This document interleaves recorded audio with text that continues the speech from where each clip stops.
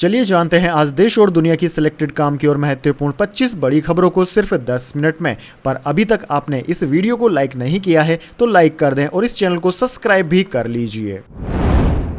Money laundering मामलों में गिरफ्तारी पर सुप्रीम कोर्ट का फैसला।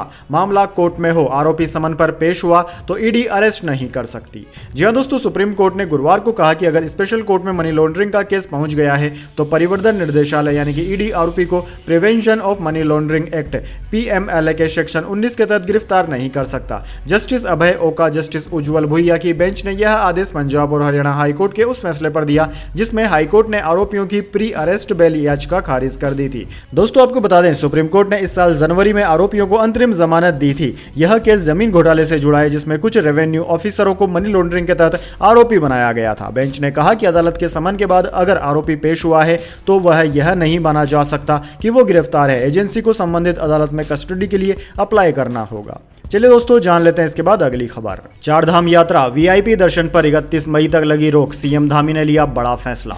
जी हां दोस्तों, चारधाम यात्रा की शुरुआत हो चुकी है। 10 मई को केदारनाथ, गंगोत्री, यमुनोत्री के कपाट खोले गए थे, मगर बद्रीनाथ के कपाट 12 मई को खोले गए। चारधाम यात्रा की शुरुआत से ही भक्तों का सैलाब देखने को मिल रहा है। इसी बीच चारधाम यात्रा में भीड़ के चलते उत्तराखंड के सीएम धामी ने बड़ा कदम उठाया। चारों धामों में वीआईपी दर्शन पर 31 मई तक रोक लगा दी गई है। यह आदेश चीफ सेक्रेटरी ने जारी किया है। साथ ही सभी राज्यों को पत्र भी भेजे गए हैं। वहीं दोस्तों इतना ही नहीं, अब यात्रा रजिस्ट्रेशन का भी सख्ती से पालन किया जाएगा। बिना ट्रिप कार्ड और बिना रजिस्ट्रेशन किसी भी गाड़ी और यात्री को परमिशन नहीं दी जाएगी। बिना रजिस्ट्रेशन यात्रियों को लेकर जाने वाली गाड़ियों का परमिट भी कैंसिल करने के निर्देश है। चीफ सेक्रेटरी के निर्देश के बाद परिवहन विभाग गुरुवार से ही हरकत में आ गया है। इसके अलावा दोस्तों वीआईपी दर्शनों को 31 मई तक के लिए पूरी तरीके से रोक दिया गया है। चलिए दोस्तों जान लेते हैं अगली खबर। नरेंद्र मोदी बोले, मेरी लड़ाई भ्रष्टाचार के खिलाफ है। कहा, देश में सबसे पहले संविधान के साथ खिलवाड़ पंडित नेहरू ने किया था। जी हां दोस्तों, प्रधानमंत्री मोदी ने गुरुवार को एक न्यूज चैनल से बातचीत की। मोदी ने कहा कि भारत के सुप्रीम कोर्ट ने लगभग 2 दर्जन बार कहा है कि इस देश में यूसीसी लाओ, हमें झूठे नैरेटिव से बचना चाहिए। इस देश में सबसे पहले संविधान के साथ खिलवाड़ किसने किया? पंडित नेहरू ने किया। उन्होंने संविधान में जो अमेंडमेंट लाए वो फ्रीडम ऑफ स्पीच को रोकने के लिए था, जो लोकतंत्र के खिलाफ था, संविधान के भी खिलाफ था।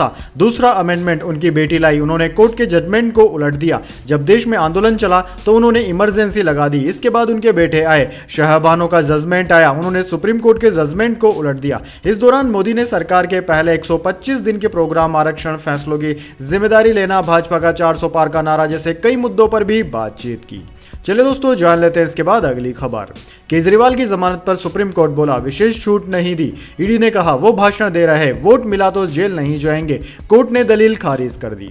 जी हां दोस्तों, दिल्ली शराब नीति मामले में ईडी की गिरफ्तारी के विरोध में सीएम अरविंद केजरीवाल की याचिका पर सुप्रीम कोर्ट ने गुरुवार 16 मई को सुनवाई की। कोर्ट ने केजरीवाल को जमानत देने पर कहा कि उन्हें कोई विशेष छूट नहीं दी गई है। जस्टिस संजीव खन्ना और जस्टिस दीपांकर दत्ता की बेंच ने कहा कि हमने अपने फैसले में कहा था कि हमें यह न्याय संगत लगा था। हालांकि कोर्ट ने यह भी कहा कि इस फैसले की आलोचनात्मक समीक्षा का हम स्वागत करते हैं। वहीं दोस्तों ईडी की ओर से solicitor general Tushar Mehta court में पेश हुए। उन्होंने कहा कि केजरीवाल जमानत पर बाहर जाने के बाद चुनावी भाषणों में कह रहे हैं कि अगर लोगों ने आम आदमी पार्टी को वोट दिया तो मुझे 2 जून को जेल नहीं जाना पड़ेगा। इस पर सुप्रीम कोर्ट ने कहा कि यह उनका पूर्वानुमान है, इस पर हम कुछ नहीं कह सकते। चलिए दोस्तों जान लेते हैं इसके बाद अगली खबर।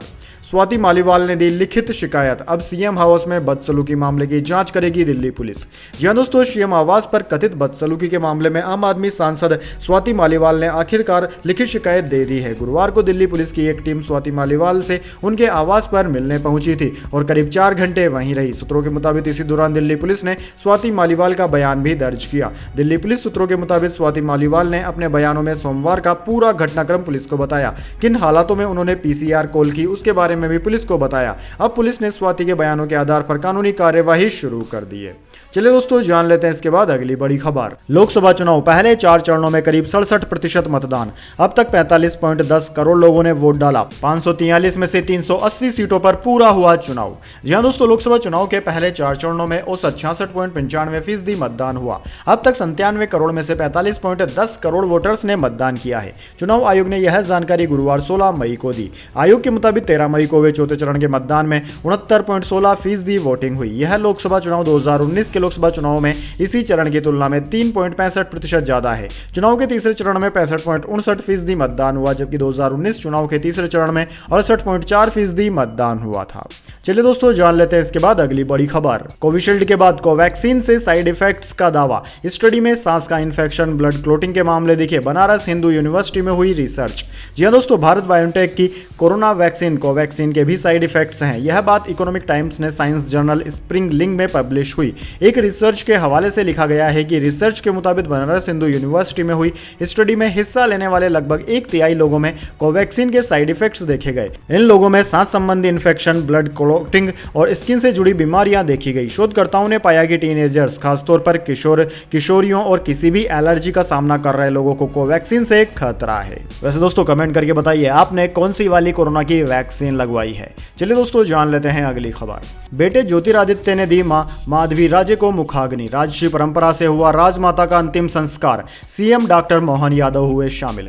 जी हां दोस्तों, ग्वालियर में गुरुवार को केंद्रीय मंत्री ज्योतिरादित्य सिंधिया की मां और राजमाता माधवी राजे का सिंधिया राजसी परंपरा से अंतिम संस्कार किया गया। बेटे ज्योतिरादित्य सिंधिया ने मां माधवी राजे को मुखाग्नि दी। इससे पहले मंत्रोच्चार के बीच धार्मिक कर्मकांड संपन्न कराए गए। ग्वालियर में सिंधिया छतरी पर राजमाता माधवी राजे को अंतिम विदाई देने के लिए कई वीवीआईपी और आम लोग भी पहुंचे। लोगों ने नम आंखों से राजमाता को अंतिम विदाई दी। इससे पहले रानी महल से पार्थिव देह के अंतिम दर्शन के बाद अंतिम यात्रा निकाली गई, जिसमें कई वीवीआईपी के साथ ही आमजन भी बड़ी संख्या में शामिल हुए। दोस्तों, आपकी जानकारी के लिए बता दें, गुरुवार सुबह उनकी पार्थिव देह दिल्ली से ग्वालियर लाई गई। यहां रानी महल में लोगों ने उनके अंतिम दर्शन किए। पक्ष और विपक्ष के कई नेताओं ने श्रद्धांजलि अर्पित। चलिए दोस्तों, जान लेते हैं इसके बाद अगली बड़ी खबर। अरविंद केजरीवाल ने पंजाब में रोड शो किया। बोले, 15 दिन मुझे इंसुलिन नहीं दी, झाड़ू का बटन दबाओगे तो मुझे जेल नहीं जाना पड़ेगा।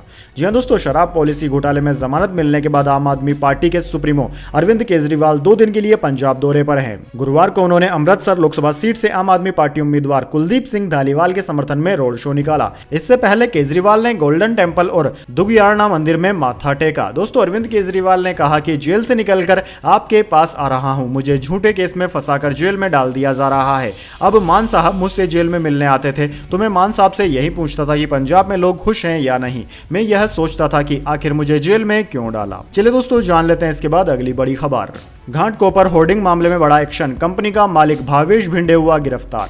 जी हां दोस्तों, मुंबई के घाटकोपर होर्डिंग्स मामले में ईगो मीडिया कंपनी के मालिक भावेश भिंडे को मुंबई क्राइम ब्रांच ने गिरफ्तार कर लिया है। मुंबई पुलिस की क्राइम ब्रांच ने उदयपुर से मुख्य आरोपी भावेश को गिरफ्तार कर मुंबई लेकर आ रही है। दरअसल दोस्तों, ईगो कंपनी के मालिक भावेश भिंडे पर अवैध होर्डिंग लगाने को लेकर पहले भी कई बार जुर्माना लग चुका है। यही नहीं, भिंडे के खिलाफ दुष्कर्म का मामला भी दर्ज हो चुका है। इस साल की शुरुआत में मुलुंड पुलिस स्टेशन में रेप और छेड़छाड़ का केस दर्ज किया गया था। हालांकि बाद में भिंडे को अग्रिम जमानत मिल गई थी। दोस्तों, आपकी जानकारी के लिए बता दें कि मुंबई के घाटकोपर में होर्डिंग्स गिरने से 16 लोगों की मौत हो गई थी, जबकि इस भयावह हादसे में करीब 75 लोग घायल हो गए थे।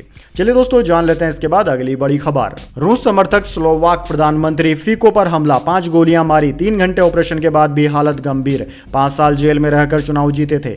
जी हां दोस्तों, यूरोपीय देश स्लोवाकिया के प्रधानमंत्री रॉबर्ट फिको 56 साल के हैं। उन पर बुधवार को 71 साल के व्यक्ति ने जानलेवा हमला कर दिया। हमलावर ने उन्हें 5 गोलियां मारी। एक गोली फिको के पेट में लगी। प्रधानमंत्री को तुरंत अस्पताल ले जाया गया, जहां 3.5 घंटे तक उनकी सर्जरी चली। स्लोवाकिया के डिप्टी पीएम थॉमस तराबा ने बताया कि फिको का ऑपरेशन हो गया है, हालांकि उनकी हालत अब भी गंभीर है। थॉमस ने कहा कि उम्मीद है कि वे इस हमले से उभर जाएंगे। वहीं दोस्तों, इंटीरियर मिनिस्टर मातूस ने बताया कि हमलावर एक लेखक है। फिको हिंडोलोवा में एक सरकारी मीटिंग में थे। जब वे मीटिंग से बाहर निकले तो उन पर हमला हुआ। पुलिस ने हमलावर को मौके पर ही पकड़ लिया और हथकड़ी लगा दी।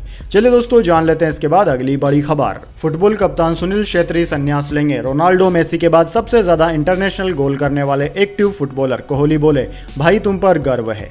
जी हां दोस्तों, भारतीय फुटबॉल टीम के कप्तान सुनील छेत्री ने इंटरनेशनल फुटबॉल से संन्यास का ऐलान कर दिया है। टीम के फॉरवर्ड खिलाड़ी छेत्री ने गुरुवार को सोशल मीडिया पर वीडियो शेयर कर संन्यास की सूचना दी। छेत्री बोले कि वह अपना आखिरी मुकाबला 6 जून को कुवैत के खिलाफ खेलेंगे। उन्होंने कहा कि मैंने अपने माता पिता और पत्नी को सबसे पहले इस फैसले के बारे में बताया। मेरे पिता खुश थे, लेकिन मेरी मां और पत्नी रोने लगी। वहीं दोस्तों, सुनील छेत्री की पोस्ट पर भारत के स्टार बैटर विराट कोहली ने कमेंट किया। उन्होंने लिखा कि मेरे भाई, हमें तुम पर गर्व है। भारतीय टीम के लिए छेत्री के नाम 94 94 गोल हैं। वो क्रिस्टियानो रोनाल्डो और लियोन मेसी के बाद सबसे ज़्यादा इंटरनेशनल गोल करने वाले एक्टिव खिलाड़ी हैं। दोस्तों आपकी जानकारी के लिए बता दें, क्रिस्टियानो रोनाल्डो जो कि पुर्तगाल देश के हैं, उनके 128 गोल हैं 206 मैचों में। अली डेई रिटायर हो चुके हैं, वो ईरान के हैं, उनके 108 गोल हैं। लियोन मेसी अर्जेंटीना के हैं, उनके 106 गोल हैं। और इसके बाद में सुनील छेत्री का नाम आता है जिनके की 94 गोल